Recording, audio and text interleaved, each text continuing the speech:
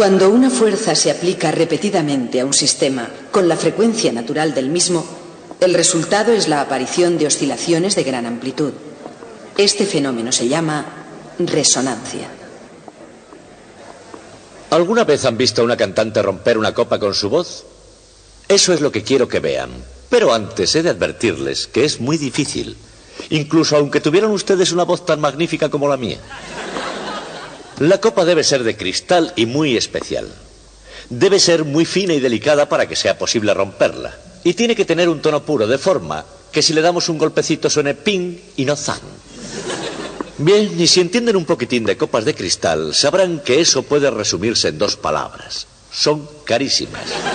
Así que fui al departamento de física y les dije, necesito que me compren una copa de vino muy cara. Respondieron, oiga, ¿por qué no beben los vasos de plástico como hacemos todos? Dije, no, es para una demostración. Dijeron, de acuerdo, se hará como de costumbre. Y así hicieron, nombraron la comisión. Reunida la comisión, deliberaron como Dios manda y por fin decidieron asignar una cantidad suficiente de dinero para comprarme una copa de cristal muy cara para que la rompiera ante ustedes. Y aquí está. Pero antes de hacerlo, quiero explicarles por qué va a ocurrir eso. Tiene que ver con un fenómeno llamado resonancia.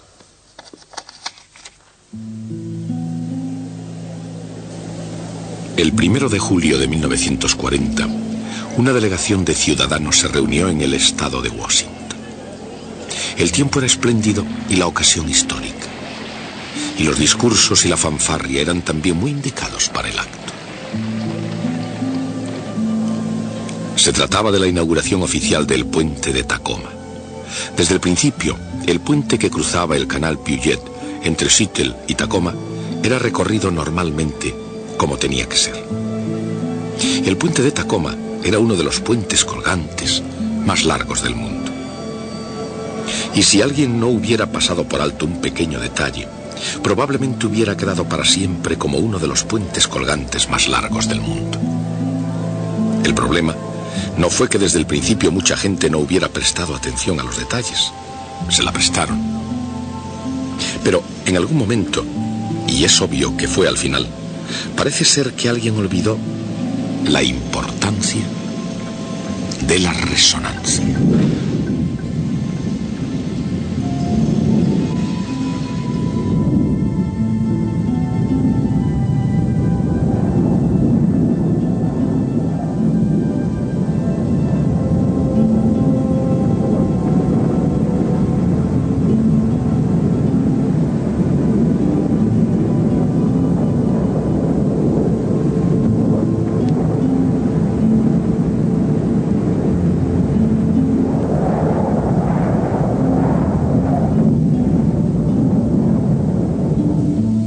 La resonancia. Así como el sonido de la palabra desaparece lentamente en el aire, la propia palabra resonancia permanece siempre en el lenguaje. Es un nombre latino que significa eco. Pero la resonancia evoca algo más que esos ecos lingüísticos. Por ejemplo, en una batalla se oye hablar de la resonante victoria. No obstante, con notaciones aparte, la resonancia se puede ver también como un simple principio mecánico del mundo físico.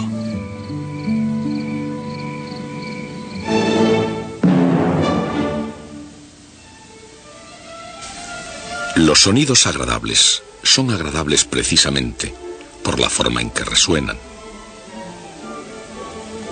Las cualidades artísticas son, por supuesto, un factor, como lo son también composición, el arreglo y el modo. Pero la resonancia es esencial. En un violín o en un cello, las vibraciones de las cuerdas, de cientos a miles de ciclos por segundos, hacen que todo el instrumento vibre en una misma frecuencia. Cada vibración da un débil impulso a la caja de resonancia del instrumento, haciendo que la caja vibre con resonancia. Y a su vez, esas vibraciones generan vibraciones resonantes en el aire del interior de la caja de resonancia. La calidad de un buen instrumento reside precisamente en su capacidad de resonar igualmente para cada nota que se haya pulsado.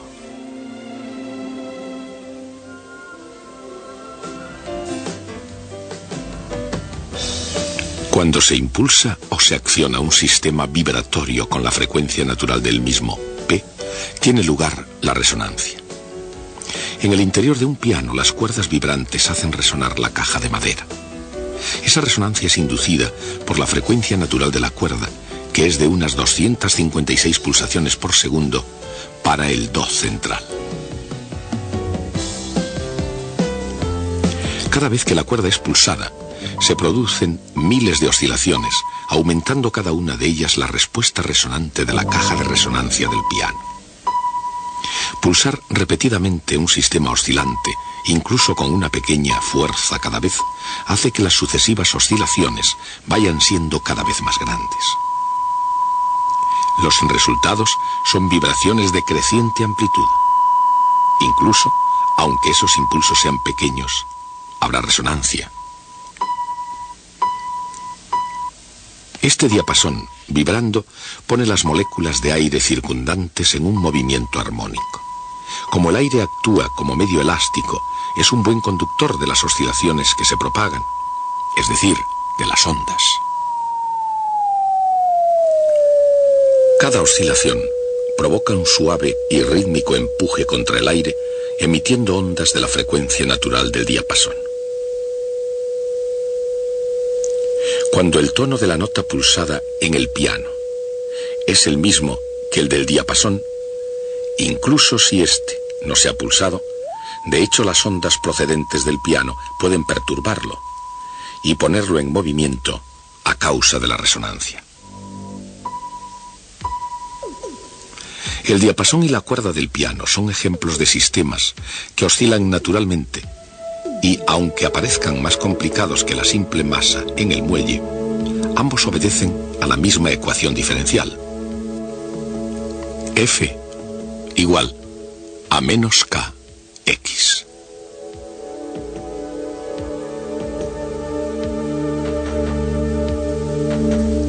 Como una masa en un muelle, tienen una fuerza interna F que se opone naturalmente a cualquier perturbación X.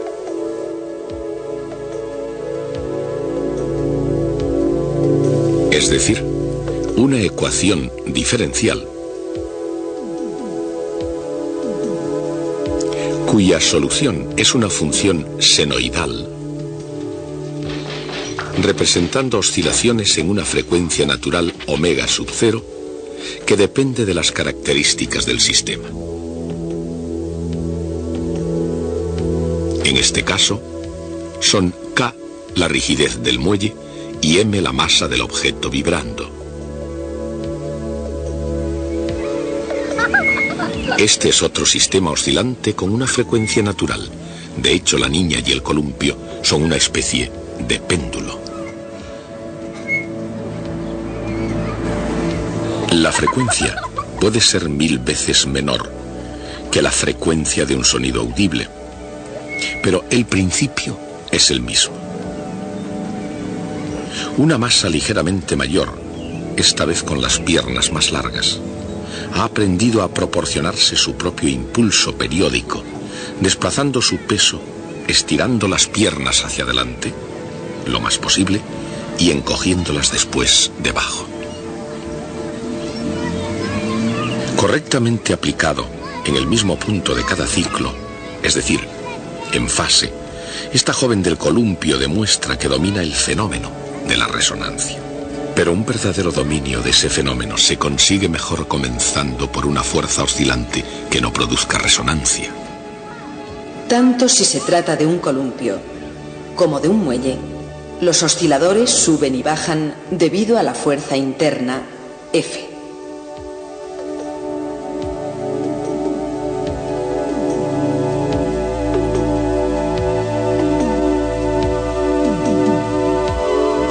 Si se aplica una fuerza adicional proporcional a F sub 0 a una frecuencia diferencial de la frecuencia omega, el resultado es un movimiento más complicado.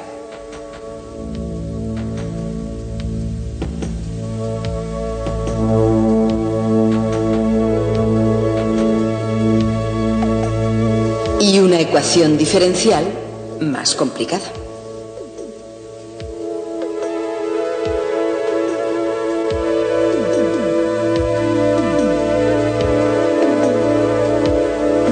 Pero el movimiento es realmente la suma de dos movimientos simples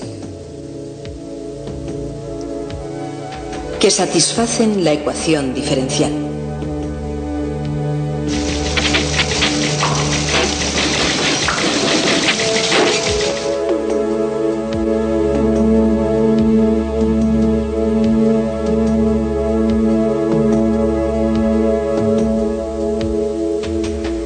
Se obtiene una ecuación para A, que es la amplitud de las nuevas oscilaciones producidas por la fuerza adicional. La amplitud de esas oscilaciones depende del valor de la fuerza, A sub 0, y de la proximidad de su frecuencia omega a la frecuencia natural, omega sub 0.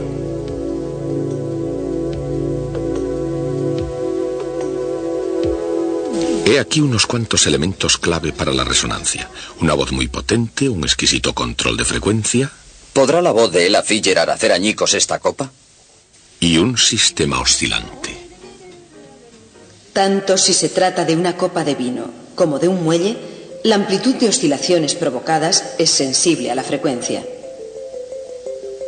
Una fuerza a baja frecuencia omega que impulsa a un oscilador de frecuencia natural omega sub 0 provoca complicadas pero pequeñísimas vibraciones.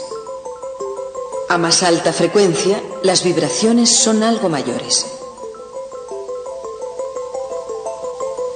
Pero si omega se aproxima mucho a omega sub 0, entonces, aun cuando la magnitud de la fuerza sea muy pequeña, pueden empezar a suceder cosas bastante espectaculares.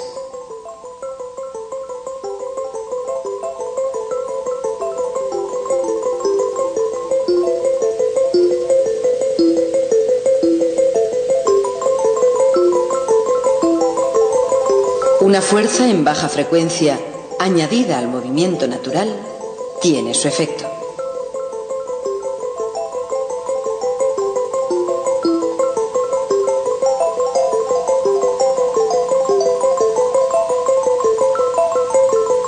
A más alta frecuencia, el efecto puede ser más interesante.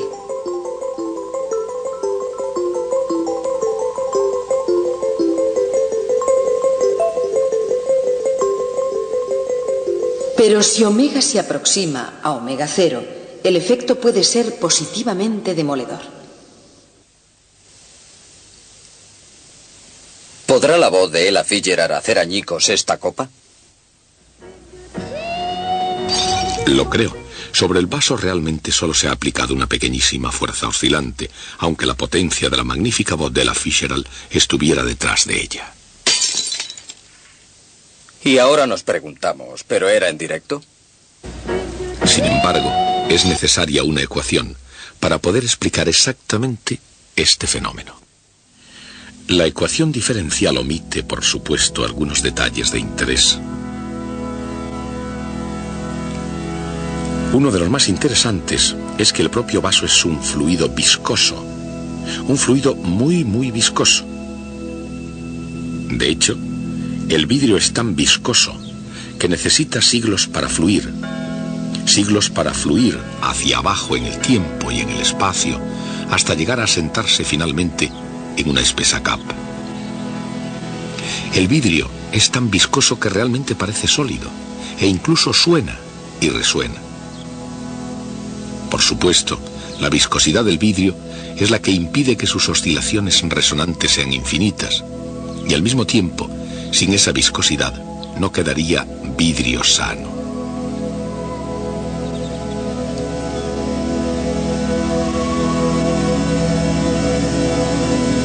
No quedaría vidrio sano, ni en el viejo mundo, ni en el nuevo, donde los efectos de la resonancia se pueden ver y oír igual de bien.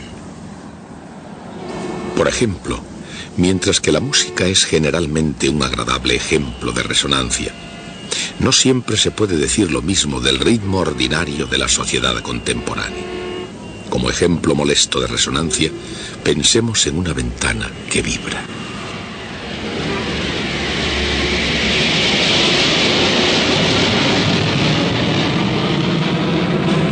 Al mismo tiempo, sin embargo, mientras que los cristales al vibrar pueden aturdir al que escucha, el rozamiento interno y la viscosidad generalmente impiden que se hagan añicos. Según estudios realizados en los laboratorios sísmicos del Caltech en Pasadena, los efectos de la resonancia pueden llegar a ser en ocasiones más que molestos. Pueden ser devastadores, porque pueden hacer aumentar lo que ya es una elemental y casi irresistible fuerza de la naturaleza. Las ondas sísmicas durante un terremoto se emiten desde el epicentro en una gama de frecuencia que en comparación con el sonido audible son en general muy bajas. Para las frecuencias de los temblores de tierra, los edificios entre 5 y 40 pisos de altura son típicamente resonantes.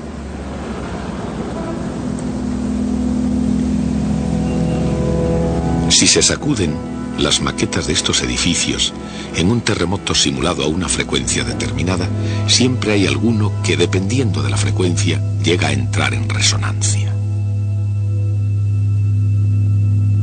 Hablando en términos generales, una estructura compleja como la de un edificio se agitará o se retorcerá por resonancias en varias frecuencias naturales. Los ingenieros pueden reducir las respuestas resonantes diseñando aislamiento y absorción de energía en el edificio.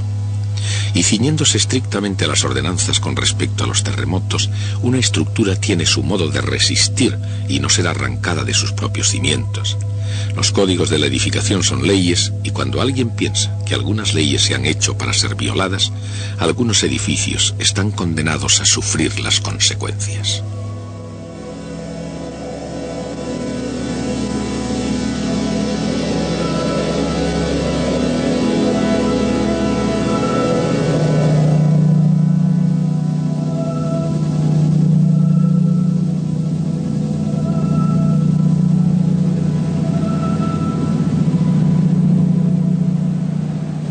Estos sonidos producidos por el viento que actúa sobre los cables son otro efecto de la resonancia. Esos cables cantan su canción vibrando en la frecuencia natural, porque para hacer una música más bien sencilla, la corriente de aire alrededor de un cable tenso crea unas formas más bien complejas. Realmente, quizá los hilos de teléfono solo cantan en cuentos de misterio, en ficción, donde su extraña lírica armoniza con los bramidos del viento. Pero si esos hilos del teléfono llegasen de hecho a cantar, su canción sería una composición del fenómeno de la resonancia y del viento eternamente presente.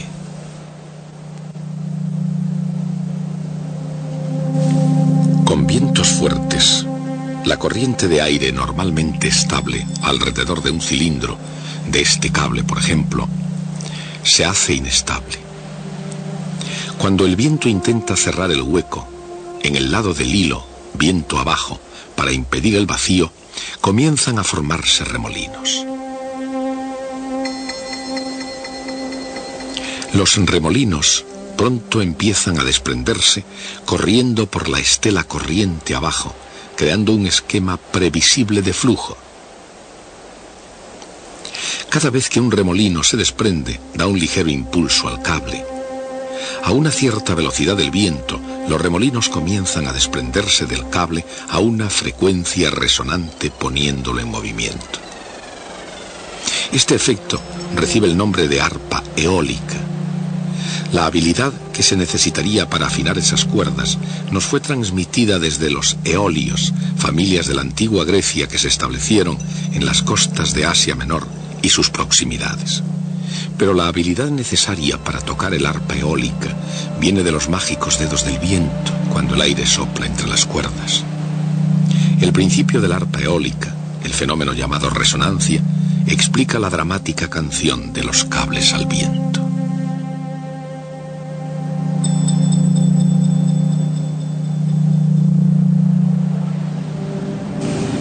Quizá entre otras cosas, el puente de Tacoma fue la más espectacular arpa eólica de la historia. Por desgracia, su primera actuación estuvo destinada a representarse solamente durante unos 4 meses. Durante ese tiempo fue un puente precioso pero un poco extraño. Incluso antes de acabarse de construir, La gente ya observaba su peculiar comportamiento, y era porque, incluso con brisas suaves, el puente se ondulaba. Algún tiempo después, uno de los humoristas locales empezó a llamarlo Gertrudis galopante. Y por razones realmente obvias, el nombre cuajó, por lo menos, hasta el 7 de noviembre de 1940. Por entonces, al igual que ahora, Seattle y Tacoma eran dos ciudades muy aficionadas al deporte. Durante 4 meses fue un deporte regional cruzar el puente conduciendo un coche en un día de viento.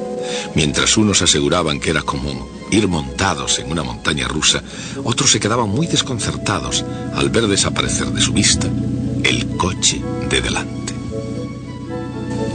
Queda por saber hasta qué punto se hubiera hecho popular este deporte o en qué medida se habría extendido por el país. El 7 de noviembre de 1940 el viento era relativamente moderado, unos 64 kilómetros hora.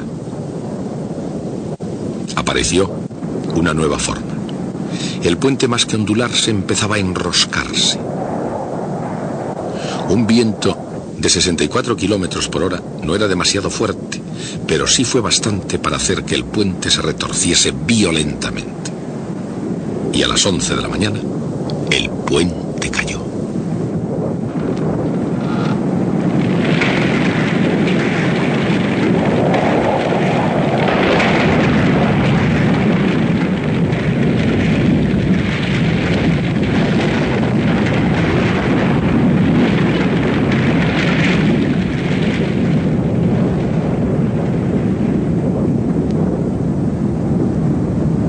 Los investigadores estaban perplejos. Un puente que había sido construido con las mejores técnicas de ingeniería de la época, quizás el mejor puente del mundo, no era un puente del que pudiera esperarse un derrumbamiento. ¿Qué había podido pasar? Theodor von Karman, profesor del Caltech y pionero de la aerodinámica moderna, apareció con la respuesta. Su explicación acerca del desprendimiento de torbellinos y las oscilaciones resonantes no fue universalmente popular entre los ingenieros de la construcción. No obstante, como pudo comprobarse en el túnel de pruebas, en el Caltech y en la Universidad de Washington, la explicación de von Karman era correcta, y desde entonces ningún gran puente se termina sin haber pasado antes la prueba del túnel de viento.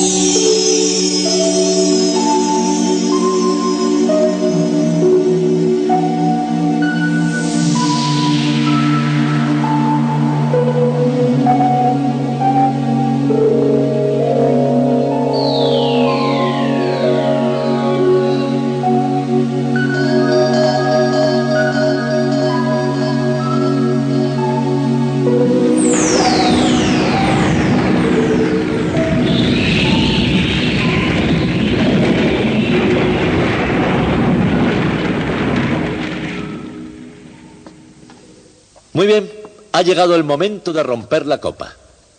Pero no lo voy a hacer con mi propia voz. Mi contrato con el Metropolitan no me lo permitiría. Y hay otro problema. Se necesita entrenamiento y solo tenemos una copa de cristal. Así que lo intentaré primero usando esta cubeta de laboratorio. Funcionará de la siguiente manera.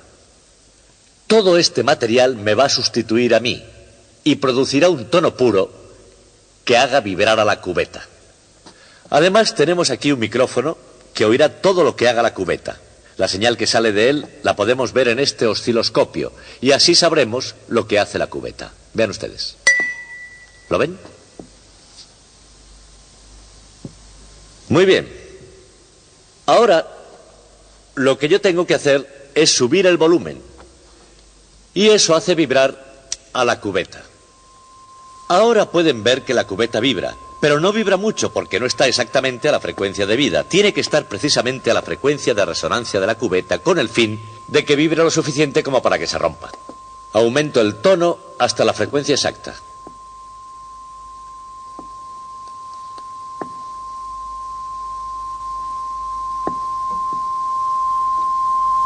Este es, justamente ahí. Este es.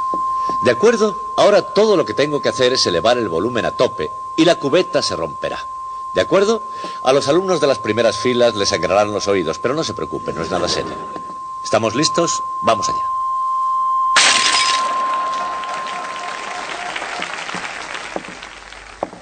Como ven, nos hemos arreglado sin tener que romper la exquisita copa de cristal. Por eso aceptaron comprármela. Pensaban que nunca sería capaz de romperla. Señores, hasta el próximo día.